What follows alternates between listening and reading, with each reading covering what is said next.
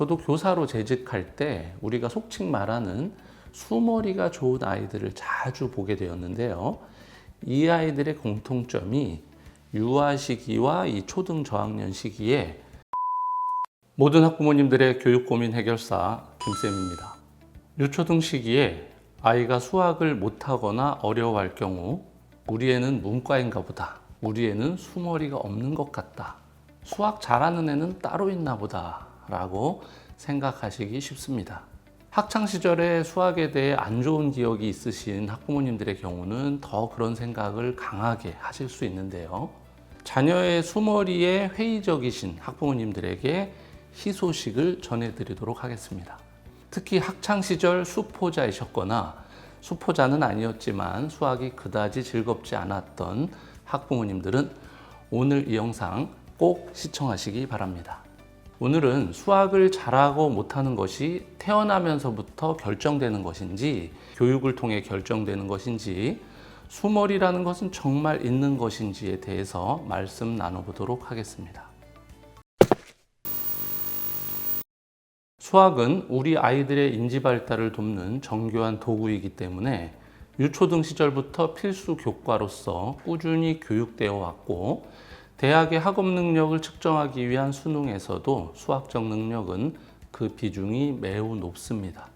이와 같이 모든 학생들과 학부모님들이 관심 갖는 수학이지만 어렵다는 인식 또한 지배적입니다. 그러다 보니 누군가에겐 쉬운 것이 나에게만 어려운 것은 아닌가 생각하게 되고, 수학 능력은 유전이다, 수머리는 따로 있다와 같은 말들에 공감하게 되는 것이죠. 그렇다면 모든 학생들과 학부모님들의 최대의 관심사인 수학을 잘하는 능력은 태어날 때부터 타고나는 것일까요? 아니면 후천적으로 개발되는 것일까요?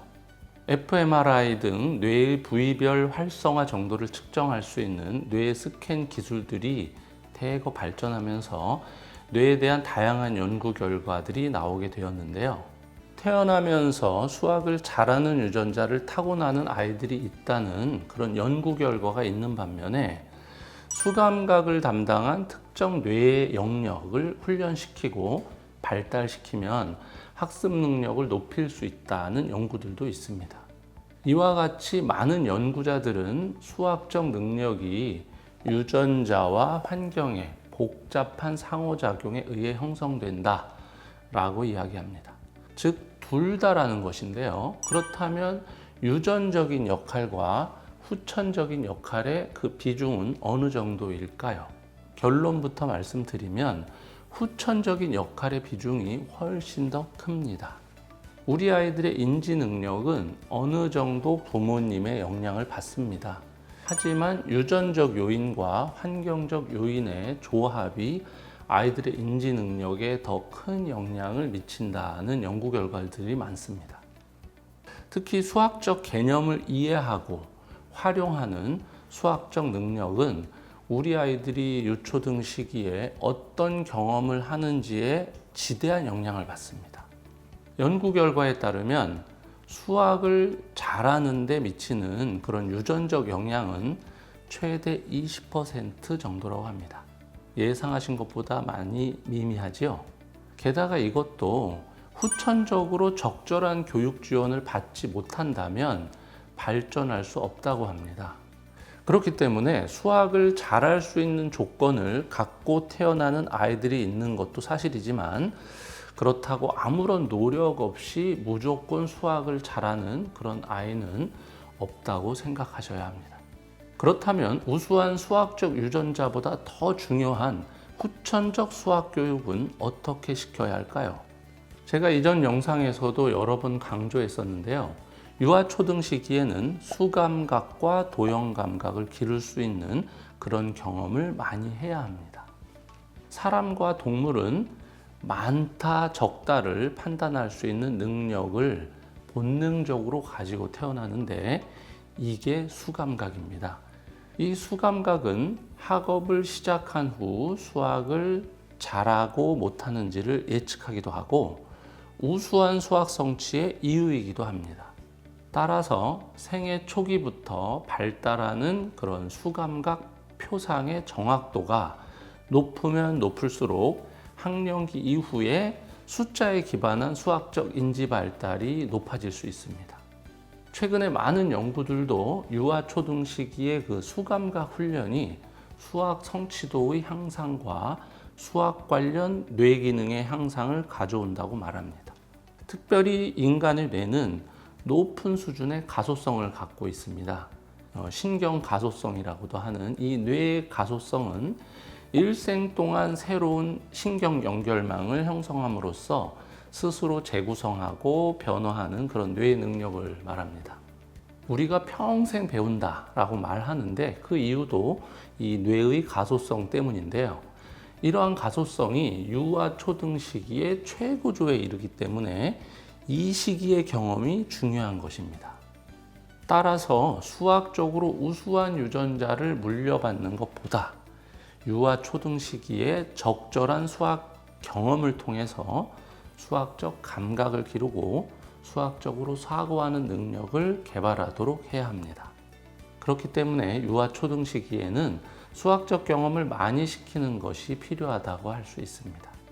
0.1% 정도의 아주 극소수의 영재 아이들을 제외하고는 학창시절 수학을 잘했던 부모님의 좋은 유전자를 물려받은 아이라고 할지라도 유초등 시기에 수감각 교육을 받지 않는다면 수학적으로 우수한 능력을 발휘하기는 어렵습니다. 하지만 반대로 부모님 두 분 다 모두 문과이거나 예체능 계열인 아이도 유초등 시기에 수감각을 기를 수 있는 경험을 많이 할 경우에 수학적으로 우수한 능력을 발휘하게 됩니다. 저도 교사로 재직할 때 우리가 속칭 말하는 수머리가 좋은 아이들을 자주 보게 되었는데요. 이 아이들의 공통점이 유아 시기와 이 초등 저학년 시기에 수감각이나 도형감각을 향상시키기 위한 그런 경험들을 많이 했다는 것이었습니다. 일부 아이들은 수학에 대한 타고난 적성을 가지고 태어납니다. 하지만 이런 타고난 수학 적성이 부족하더라도 적절한 경험과 꾸준한 학습을 잘 받을 경우에 이를 만회하고 뛰어넘을 수 있습니다. 오늘은 수학을 잘하고 못하는 것이 태어나면서부터 결정되는 것인지 교육을 통해서 결정되는 것인지 또 수머리라는 것은 정말 있는 것인지에 대해 말씀 나누어 보았습니다. 우리 아이들의 수학적 능력은 유전자와 환경의 복잡한 상호작용에 의해서 형성되기 때문에 부모로부터 물려받는 유전자도 중요하지만 태어나면서부터 성장하는 동안 경험하는 다양한 경험 중에 수학적 경험을 얼마나 적절하게 하는지가 더 중요하다고 말씀드렸습니다. 우리 아이들의 인지 능력은 어느 정도 부모님의 영향을 받습니다. 하지만 그 부모님의 영향이라는 것이 사실 유전적 요인보다는 가정의 환경적 요인이 더 큰 영향을 줍니다. 수학적 능력을 대물림하는 유전자보다는 수학을 대하는 태도가 대물림될 그런 확률이 더 높은 것입니다. 따라서 수머리는 타고난다라는 말은 일부는 사실이지만 결론적으로는 사실이 아닌 것입니다. 우리 아이가 수머리를 타고났는가 아닌가 보다는 우리 아이도 다양한 수학적 경험을 하면 수학을 좋아하고 잘할 수 있을 것이라는 그런 생각에서부터 출발하시고 수학에 더 긍정적 관심을 가지시는 것을 권하고 싶습니다. 유전적인 수머리를 뛰어넘는 그런 수감각 교육은 어떻게 하는 것인지 또 어떻게 하면 좋을지에 대해서도 궁금해 하실 텐데요. 이 부분은 다음 영상에서 말씀드리도록 하겠습니다. 여러분들의 구독과 좋아요는 영상 제작에 큰 힘이 되고 있습니다. 교육과 관련해서 고민이 있으시거나 함께 나누고 싶은 교육 주제가 있으실 경우에 아래 댓글로 남겨주시기 바랍니다. 오늘도 영상 시청해 주셔서 감사합니다. 다음에 더 좋은 영상으로 찾아뵙겠습니다.